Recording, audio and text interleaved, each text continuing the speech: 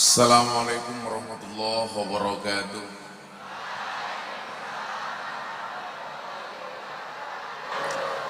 Selamat pagi dan salam sejahtera untuk kita semuanya. Hamdan wa syukranillah, salatu wassalamu ala rasulillah Sayyidina Maulana Muhammad ibni Abdillah wa la hawla wa la quwata illa billah, amma ba'd. Yang saya hormati Ketua Yayasan Bapak Sulis, Kepala Sekolah Bapak Rewon,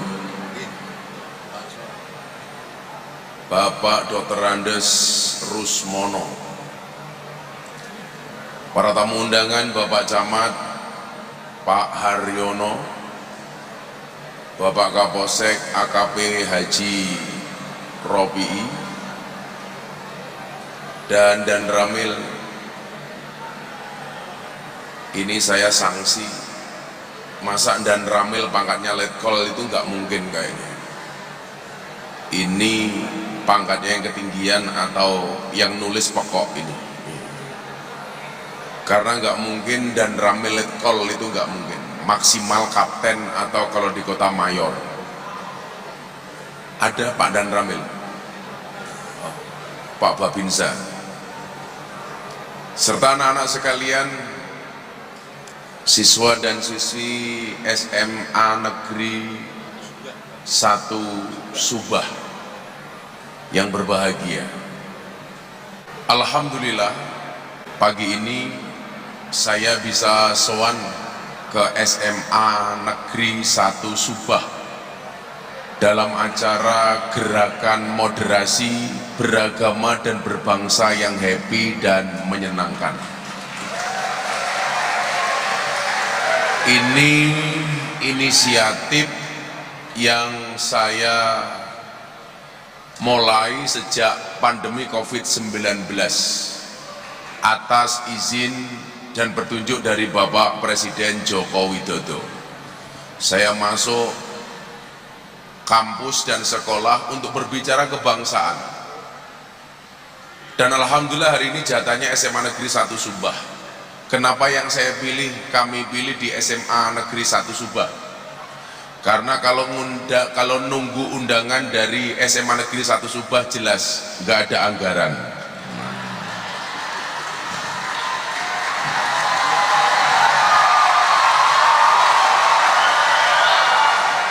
Mohon maaf, itu bukan fitnah tapi fakta.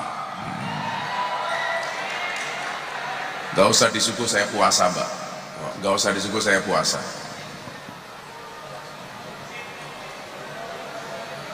Jadi ngundang Gus Miftah itu enak. Sudah gak nyangoni, orang nyuguh. Nah, anak-anak sekalian, kenapa kemudian gerakan ini kita kampanyekan secara terus-menerus?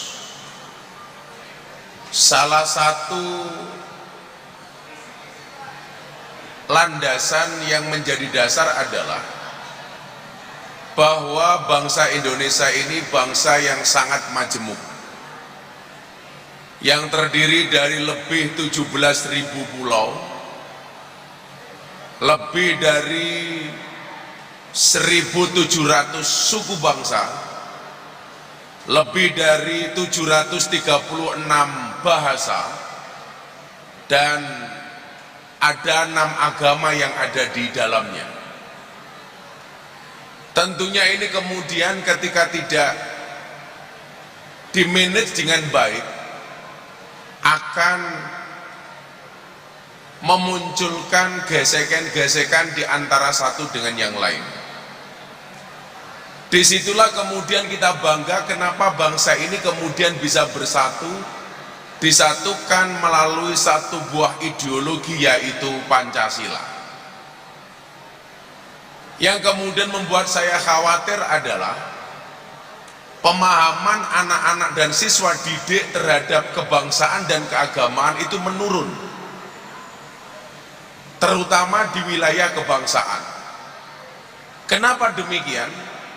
Karena sistem pendidikan di Indonesia hari ini tidak mengajarkan kepada siswa didik untuk mencintai bangsa ini. Beda halnya angkatan saya ke atas umpamanya. Bagaimana anak-anak itu diajarkan untuk mencintai negaranya? Dengan cara apa? Mengajarkan kurikulum yang berbau kebangsaan. Dulu kita punya mata pelajaran namanya PSPB, Pendidikan Sejarah Perjuangan Bangsa. Di situ diajarkan bagaimana murid mencintai bangsa dan negaranya. Sehingga saat itu kita hafal dan kenal nama-nama pahlawan. Anak-anak sekarang lebih hafal dengan artis K-pop dibandingkan dengan pahlawannya sendiri. Lebih mencintai produk-produk asing dibandingkan kearifan lokal yang kita miliki. Contoh, anak lebih bangga kemudian dalam mengkonsumsi minuman, lebih senang konsumsi boba, lebih senang minum Thai tea, bahkan minuman terbaru Pak, namanya Misui. Tahu Pak kepala sekolah, Misui itu? Tahu Pak? Belum, ya maklum Pak, kepala sekolah desa, nggak tahu.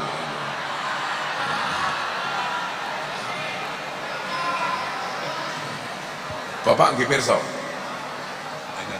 Oh, nggak tahu. Saya dulu itu sebelum genosida Israel ke Palestina, saya masih mau mengkonsumsi kopi Starbucks. Tapi hari ini saya mengharamkan diri saya untuk minum Starbucks. Setelah saya tahu bagaimana Starbucks itu menjadi sponsor Israel. Karena saya meyakini peristiwa Israel dan Palestina itu bukan masalah agama, tapi murni penjajahan. Mungkin ada yang belum paham, saya kasih tahu. Israel itu dulu datang nggak punya wilayah sebagai tamu, tapi karena merasa nyaman tinggal di Palestina, disambut dengan baik oleh Palestina, Israel merasa nyaman, tuan rumahnya mau diusir. Dan sekarang yang terjadi Anda saksikan seperti itu. Makanya saya mengharamkan diri saya untuk minum Starbucks. Makanya kalau hari ini ada selebgram yang masih bangga mempertontonkan minum Starbucks, menganggap Starbucks itu kopi enak, goblok Pak. Yang terjadi dengan kopi Starbucks itu bukan kopi dikasih gula, tapi gula yang dikasih kopi. Gula yang dibuat seolah-olah rasanya kopi. Kalau saya Pak, saya minum kopi nggak pernah pakai gula. Karena saya punya penelitian, laki-laki yang minum kopi sehari minimal 3 cangkir akan terlihat lebih muda dibandingkan kakeknya. Itu betul Pak.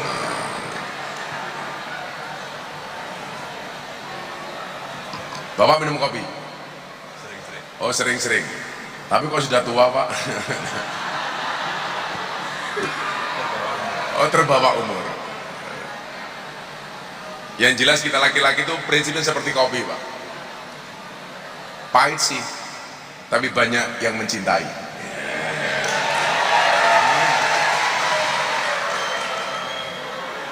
Pak kepala sekolah suka ngopi juga? Selalu. Oh selalu. Alhamdulillah kelihatan lebih tua dibandingkan muridnya. Nah, ada sekalian, salah satu hal yang kemudian perlu kita pahami adalah bangsa yang besar itu adalah bangsa yang mau berkreasi dan berinovasi untuk masa depan tanpa harus melupakan sejarah dan masa lalu. Bangsa yang besar, bangsa yang mampu menatap masa depan dengan penuh kreativitas tanpa harus meninggalkan sejarah dan masa lalu. Kita mungkin hari ini siswa didik bisa lebih maju dan lebih pintar dibandingkan orang tua dulu. Saya Pak sekarang mohon maaf, kalau disuruh mengerjakan soal matematika anak saya SD, saya sudah nggak mampu. Karena dulu ketika sekolah, pelajaran yang paling saya benci itu adalah matematika. Karena matematika itu kepanjangannya makin tenanan makin tidak karu-karuan. Walaupun, tapi saya satu hal Pak, SMA itu kan jurusannya cuma dua ya, IPA sama IPS. Tapi walaupun di sekolah jurusannya cuma IPA sama IPS, yakinlah ketika berkeluarga ujiannya adalah ekonomi. Ekonomi. Nah, saya itu paling gak suka matematika Pak. Paling gak suka. Dan gak bisa hitung-hitungan. Tapi pinter nyari duit Pak. Kita ini hidup di satu masa di mana anak-anak kita hari ini mungkin lebih cerdas dibandingkan orang tua hari ini. Tapi yang perlu kalian ingat satu, apa yang dulu orang tua alami itu belum tentu kemudian kita bisa dapatkan hari ini. Contoh Pak, di mana-mana saya bilang, ilmunya orang dulu itu kadang-kadang nggak nalar, nggak ilmiah, nggak logis, tapi mandi Pak. Contoh, dulu kalau saya diajak bapak saya ke kota, di tengah jalan kok saya kebelet ngising, apa yang dilakukan oleh orang tua terdahulu? Anaknya kon gegem watu Pak, ngesaki watu. Apa hubungannya kebelet ngising karo gegem watu? Ternyata mandi Bu, lali karo ngisingnya mergo fokus nyekeli watu.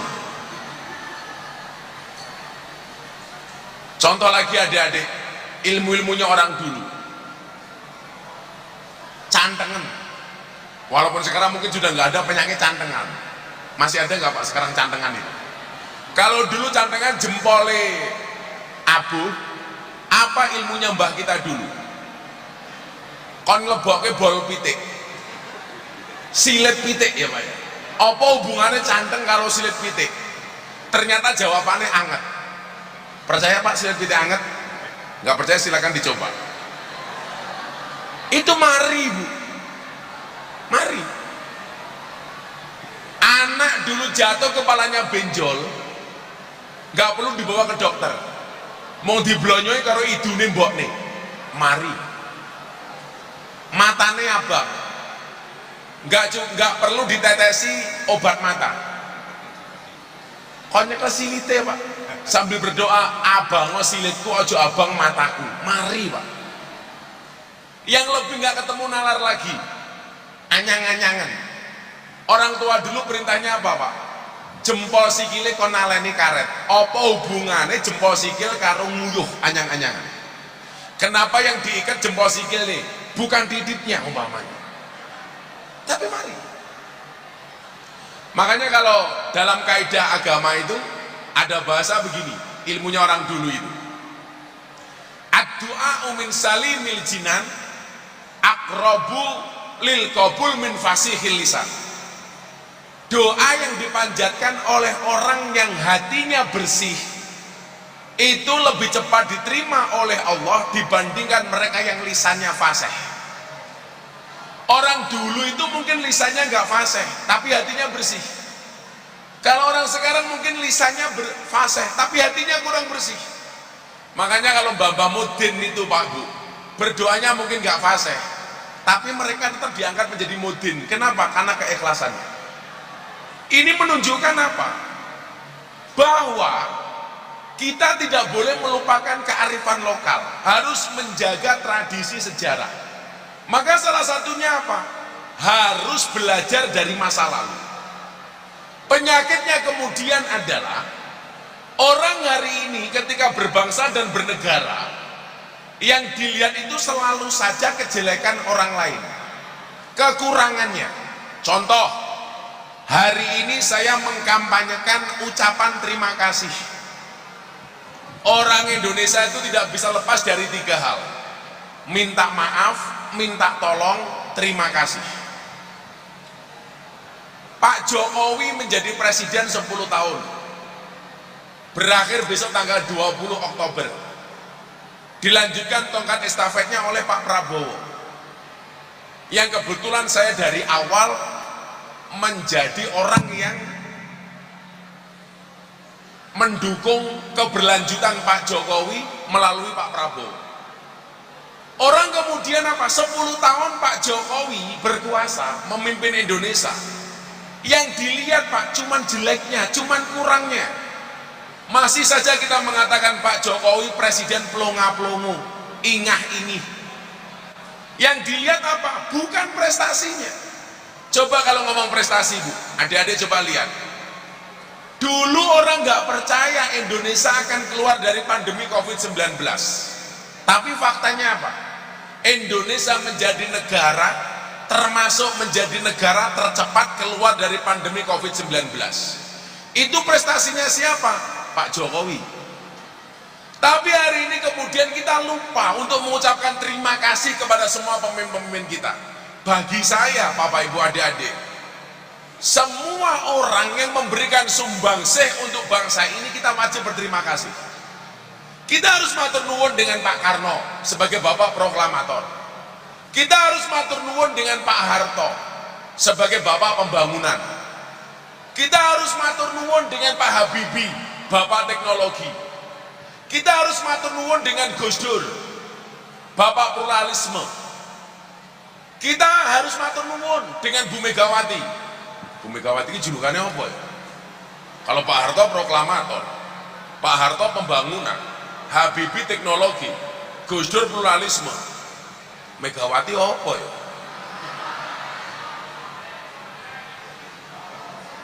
Rajelas ini, rajelas ini. Kalau Pak SBY, apa meneh? Bapak Pemerataan Pembangunan Nasional. Pak Jokowi kalau terlalu banyak julukannya. Tapi siapapun itu coba kita hargai mereka. Saya tuh nggak sepakat Bu. Kalau anak-anak ditanya, Dek, siapa presiden pertama? Soekarno. Menurut saya ini bahasa yang tidak pantas. Kenapa sih kita nggak bisa halus sedikit? Sopo le presiden biyen Bapak Soekarno. Orang ada lah. Sopo kepala sekolahmu? Rusmono. Ora pantes. Bapak Rusmono. Tapi Pak Rusmono ini potensi loh jadi presiden. Karena presiden Indonesia itu rata-rata belakangnya O. Pak Soekarno, Pak Soeharto, Pak Susilo Bambang Yudhoyono, Pak Joko Widodo, Pak Prabowo Subianto. Sopo ngerti sesuk Dr. Andes Rusmono. Tapi sumpah ora pantes. Yes, minimal presiden ketoprak lah. Makanya dulu saya guyon Pak, Pak Amin Rais itu selamanya nggak bisa jadi presiden. Karena belakangnya bukan O. Lagian kalau belakangnya dikasih O, nggak bagus Pak. Amin Raiso, Raiso Pak. Nah, Pak Camat masih Haryono, lumayan lah Camat. Nah, perlu kemudian kita melihat kebaikan-kebaikan orang itu. Bahkan dalam konteks yang diajarkan oleh Nabi Muhammad, Nabi itu bahkan mengajarkan kepada kita untuk menghormati orang yang kita benci sekalipun. Saya kasih contoh, adik-adik, sejarah Islam. Ada orang yang sangat dibenci oleh Nabi, namanya Wahsy. Kenapa Wahsy ini dibenci oleh Nabi? Karena Wahsy ini adalah orang yang membunuh pamannya Nabi. Ahabban nas ila Rasulillah sallallahu alaihi wasallam. Orang yang paling dicintai oleh Nabi, Sayyidina Hamzah, dibunuh Pak sama Wahsy. Tapi apa yang terjadi? Orang hidup itu kan harus optimis. Makanya ayatnya liman kana yarjullah wal yaumal akhir.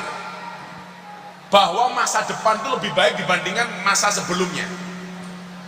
Orang yang masih punya harapan tuh nggak boleh putus asa. Buktinya apa? Banyak yang bapaknya preman tapi anaknya juara MTQ. Bapaknya nakal, anaknya juara ngaji. Bapaknya preman, anaknya jadi polisi. Bapaknya bukan siapa-siapa, anaknya jadi tentara. Ini yarjullah wal yaumal akhir. Orang yang punya harapan. Nah, Wasi ini akhirnya mendapatkan hidayah. Dia masuk Islam. Kalau artis hari ini pengen masuk Islam nyari Gus Miftah. Kalau dulu pengen masuk Islam langsung dengan Rasulullah. Akhirnya apa? Wasi ini harus ketemu dengan Rasul. Padahal Nabi itu masih sangat benci dengan Wasi, karena Wasi ini yang membunuh pamannya Nabi. Persoalannya adalah diterima nggak tobatnya Wasi? Diterima, Pak. Akhirnya Wasi ini masuk Islam melalui Kanjeng Nabi. Tapi Nabi mengatakan kepada Wasi, kamu masuk Islamnya diterima, tapi secara basariah, secara kemanusiaan, saya itu nggak siap untuk sering bertemu dengan Anda. Maka apa kata Nabi? Kowe dadi wong Islam, tapi ojo sering-sering ketemu karo aku. Dalam hal ini Nabi mengajarkan, Nabi itu fair. Walaupun musuh sekalipun, kok ada kebaikan, tetap saja kebaikan itu harus dilihat. Problemnya kita hari ini apa, adik-adik? Kalau kita itu sudah benci sama orang, kebaikannya nggak nampak. Tapi demikian juga sebaliknya, kalau kita sudah seneng sama orang, keburukannya juga tidak nampak. Lawes seneng karo wong elek kaya ngopo ketok apik, lawes benci karo wong apik kaya ngopo ketok elek. Kita nggak fair. Maka ketika Ramadan kemarin di Istana Negara, saya diminta sama Pak Jokowi untuk memberikan tausiah buka puasa bersama Presiden. Saya bilang, dalam berpolitik umpamanya, bisa jadi ada koalisi, ada oposisi. Bukan kemudian orang oposisi ini menjadi musuh kita. Justru oposisi ini menjadi penyeimbang. Orang koalisi yang gak setuju dengan oposisi boleh, tetapi kalau ada kebaikan harus diterima. Contoh umpamanya,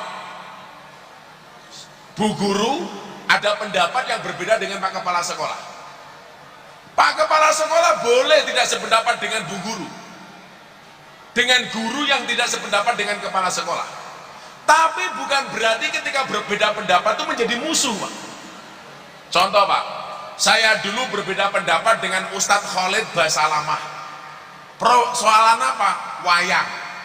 Ustadz Khalid mengharamkan wayang, saya pro wayang. Kenapa saya pro wayang? Karena bagian dari mencintai budaya.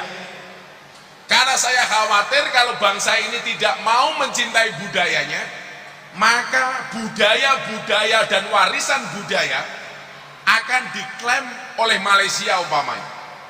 Kan jenengan tahu, Pak, Malaysia itu semuanya diaku-aku. Wayang Indonesia diaku Malaysia, batik Malaysia, reog Malaysia, keris Malaysia. Makanya kenapa, Pak, Bu, saya sering ngomong kalimat dancuk.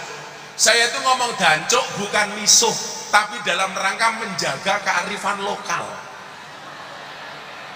Karena saya khawatir kalau nggak ada orang Indonesia yang ngomong dancuk, bisa jadi dancuk diklaim sebagai milik Malaysia, Pak. Kan lucu. Kok Ipin Upin ngomong dancuk, kan nggak pantas, Pak. Masuk dancuk, gitu kan nggak pantas. Jadi kalau jenengan dengar saya ngomong dancuk, jenengan harus berterima kasih sama saya, Pak. Miftah menjaga kearifan lokal. Pak Rusmono berani ngomong dancuk? Nggak berani. Rawani.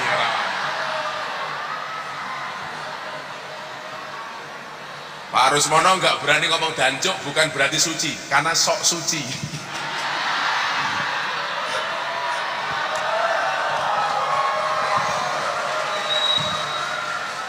Yang tepuk tangan itu pasti murid yang pernah dihukum sama Pak Rusmono itu. Malah dibalen. Nah,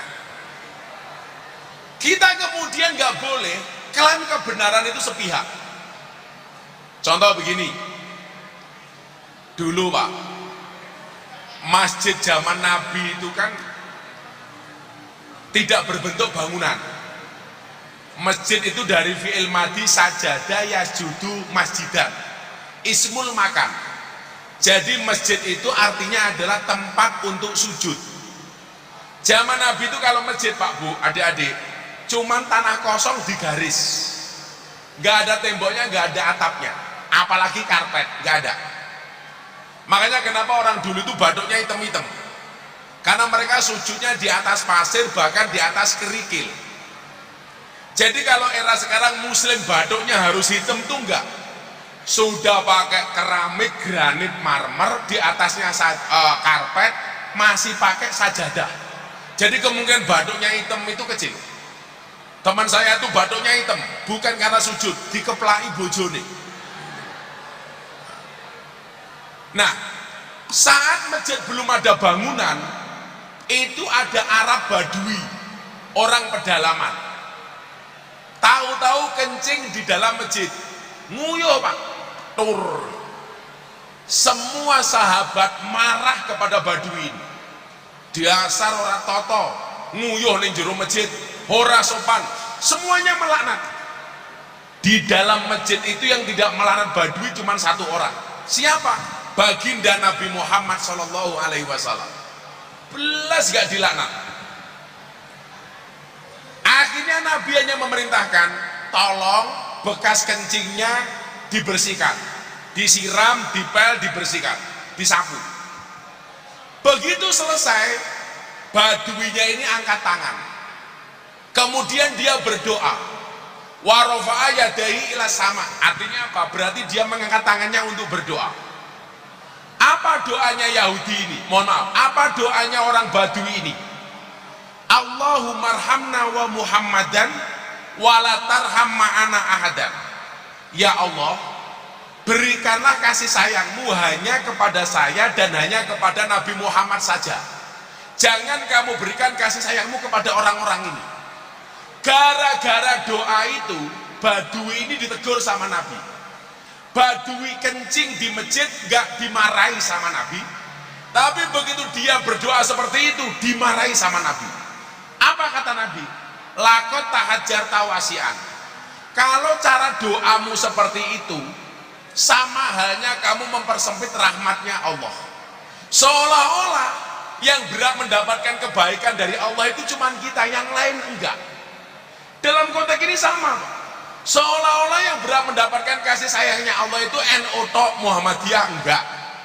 Seolah-olah yang berhak mendapatkan rahmatnya Allah itu dalam berpartai umpamanya PKB tok, PDI enggak, Gerindra tok, PAN enggak.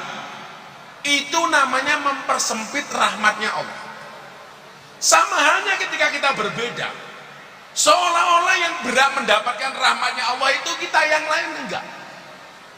Kita itu lucu Pak, kalau kita salah kita meyakini Allah itu maha pengampun, tapi kalau ada orang lain salah kita meyakini bahwa Allah itu memberi adab. Ini enggak fair. Contoh, kalau badan saya sehat, setelah di sini saya mau ke Penundan Pak. Pak Sulis tahu Penundan? Penundaan, tamu jangan-jangan ini Pak. Saya mau menjumpai para penjual keroto yang ada di sana. Pak Sulis tahu keroto itu apa? Pakan manuk. Manuk itu apa? Rusmono.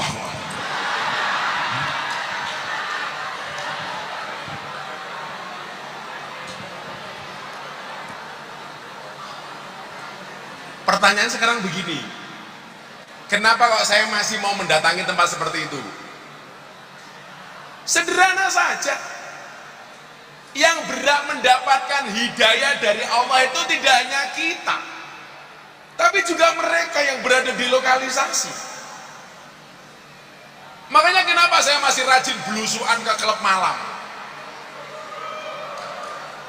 Mungkin delok apa ya? Oh mata nih, Pak Sulis gak usah lihat.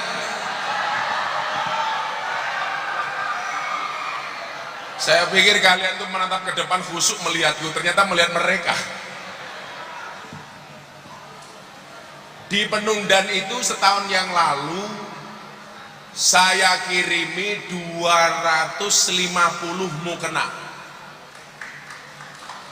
Karena saya punya program tempat-tempat lokalisasi dan klub malam itu saya kasih fasilitas Quran mukena. Atau sekali-kali Pak Rusmono diajak ke Penundan, saya malah khawatir mau berangkat nggak mau pulang. Iya, nggak bisa pulang karena Pak Rusmono ini seneng dengan lagunya Darboy. Saiki aku wis gede iso golek LC dhewe.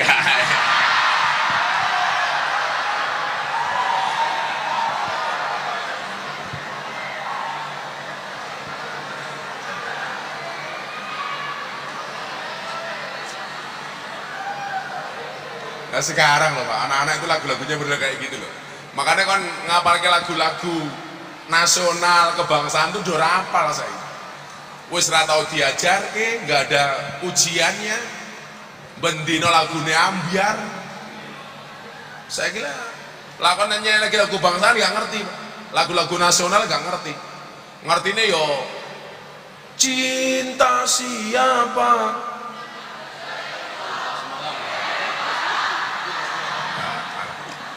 Malah Pak Rusmono jawab cinta semalam piye Bro.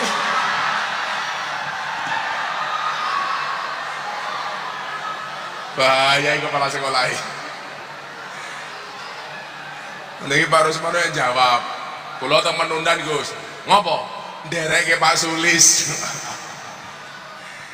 Nah, pertanyaan sekarang begini, ngapain sih kok saya masih repot-repot mau mendatangi tempat-tempat seperti itu?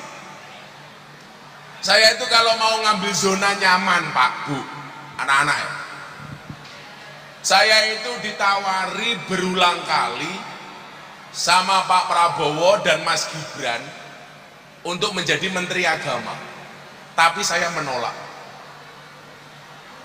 Sebulan yang lalu saya masih dipanggil Pak Prabowo, Gus serius nggak mau jadi menteri? Enggak Pak. Ya sudah, jadi wakil menteri dulu latihan. Enggak Pak. Karena mikir saya begini, lah aku jadi menteri Pak, kuwi ketoke wis ora mungkin blusukan ning lokalisasi meneh. Mosok menteri ketemune londe-londe kan tidak pantes itu.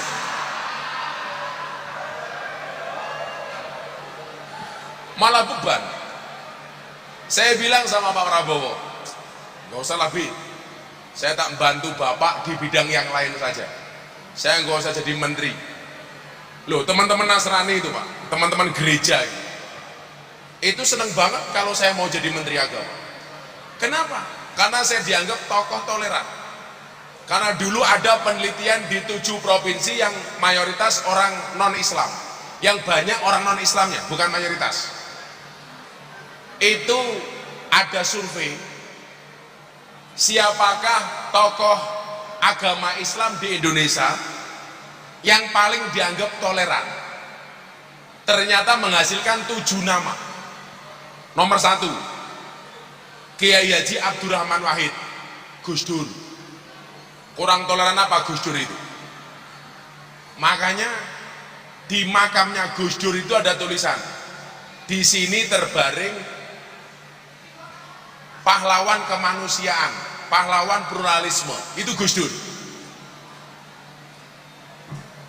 Makanya saya itu berani ceramah di gereja, dapat undangan dari orang Nasrani. Yang saya contoh itu Gus Dur. Makanya kenapa dulu Gus Dur zaman Orde Baru dimusuhi Pak. Dulu Gus Dur pernah Pak rapat sama kiai-kiai, diawasi sama Intel. Gus Dur tahu rapatnya diawasi sama Intel, akhirnya Gus Dur bilang, mulai sekarang kita ngomong pakai bahasa Arab saja. Intelnya mumet ndase, pulang. Begitu sampai kantor ditanya sama komandannya, Intel, apa tadi hasil rapatnya Gus Dur dan para kiai? Dijawab sama Intelnya, aman komandan, Gus Dur dan para kiai hanya saling mendoakan. Jadi ngomong Arab dikira ndonga. Nomor 2, ada nama Kiai Haji Hasyim Muzadi, tokoh yang dianggap toleran, mantan ketua umum PBNU. Kemudian yang ketiga, ada nama almarhum Kiai Haji Zainuddin MZ, dai sejuta umat.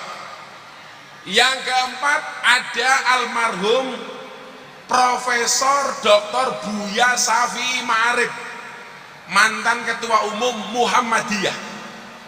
Yang kelima, ada nama Profesor Dr.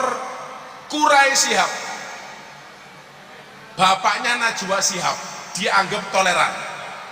Nomor 6, ada Profesor Dr. Said Agil Sirot, mantan ketua umum PBNU. Dan yang nomor 7, dianggap tokoh agama Islam yang sangat toleran di Indonesia adalah Miftah Maulana Habibur Rahman. Itu cuplikan ceramah saya di peresmian Gereja Katedral di Jakarta Utara.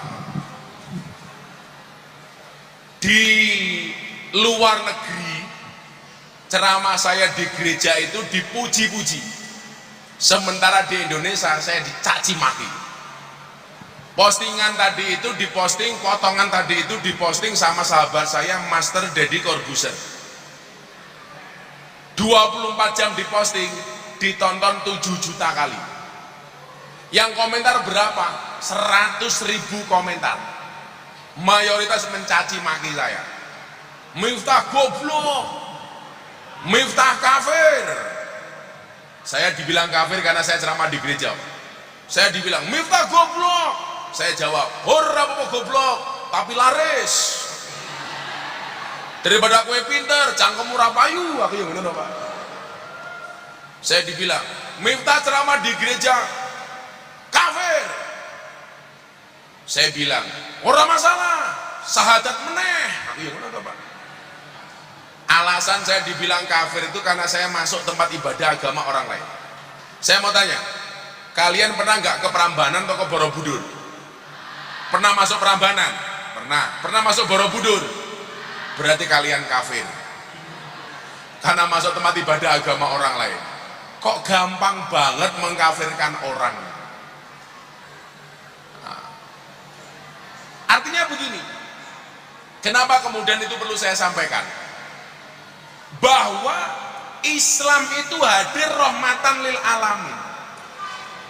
Rahmatan lil alamin itu berarti apa?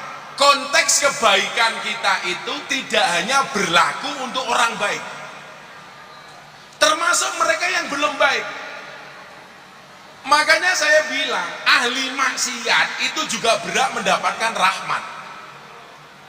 Polisi berhak mendapatkan rahmat. Penjahat yang ditangkap sama Pak Polisi juga berhak mendapatkan rahmat. Apakah ketika seseorang itu ditangkap sama polisi karena sebuah kejahatan atau kriminal, itu otomatis menutup peluang dia untuk berbuat kebaikan? Tidak. Justru banyak penjahat dan kriminal ketika telah menjalani proses hukumnya, kemudian dia berproses menjadi orang yang baik. Ini menunjukkan apa? Bahwa rahmat Allah itu berlaku untuk siapapun. Saya tanya, Pak, yang banyak setannya itu di lokalisasi apa di masjid? Di masjid. Kalau di klub malam, di tempat karaoke itu nggak perlu ada setan, wong kelakuannya wis kaya setan. Wis setan kabeh. Bahkan minumannya setan diminum sama orang. Makanya dulu ketika saya pengajian di Lampung, videonya sempat viral. Nyi Roro Kidul menampakkan penampakan di pengajian Gus Miftah. Di belakang Gus Miftah ada Nyi Roro Kidul. Berarti Nyi Roro Kidul sudah bertobat. Sopo ngerti besok Nyi Roro Kidul jadi pengurus muslimat. Jadi besok kepala sekolah SMA Negeri 1 Subah diundang pengajian di Segoro Kidul. Begitu pulang-pulang, Pak, tinggal nama, Pak. Saya mengatakan begini, ya kalau orang di masjid itu pasti baik, tapi yang perlu mendapatkan rahmat tidak hanya orang di masjid, tapi juga mereka yang berada di tempat-tempat seperti itu. Nah, makanya Nabi kemudian marah Ketika ada orang memonopoli kebaikan, seolah-olah kebaikan Tuhan itu hanya untuk kita, tapi orang lain tidak berhak umpamanya. Di sini kemudian saya ngajak anak-anak sekalian, ayo kita berpandangan yang lebih luas lah, bahwa di dalam berbangsa ini mungkin kita berbeda, beda pilihan politik. Kemarin sempat ada pilihan 1, 2, 3, tapi begitu selesai ya sudah Pak. Kita berbeda agama dengan orang lain, kita Islam sama orang Kristen, ya sudah. Kalau mau jadi orang Kristen, jadilah orang Kristen yang baik. Kalau mau jadi orang Islam, jadilah orang Islam yang baik. Yang merusak itu siapa? Yang merusak itu adalah orang yang tidak taat dengan agamanya sendiri, tapi suka menjelek-jelekan agamanya orang lain. Ini nggak fair Pak. Makanya kalau saya sederhana saja, orang Kristen saya dukung masuk gereja. Kenapa? Karena gereja itu fasilitas untuk menjadi orang Kristen yang baik. Orang Islam saya dukung masuk masjid. Kenapa? Karena masjid itu fasilitas untuk menjadi orang Islam yang baik. Kalau orang Islamnya baik, orang Kristennya aman. Kalau orang Kristennya baik, orang Islamnya aman. Kalau orang Islamnya baik, orang Kristennya baik, Hindunya baik, Budanya baik, Konghucunya baik, maka Indonesia aman. Karena saya meyakini beda agama itu bukan musuh, tapi partner dalam kebaikan. Dan itu ada di dalam Negara Kesatuan Republik Indonesia.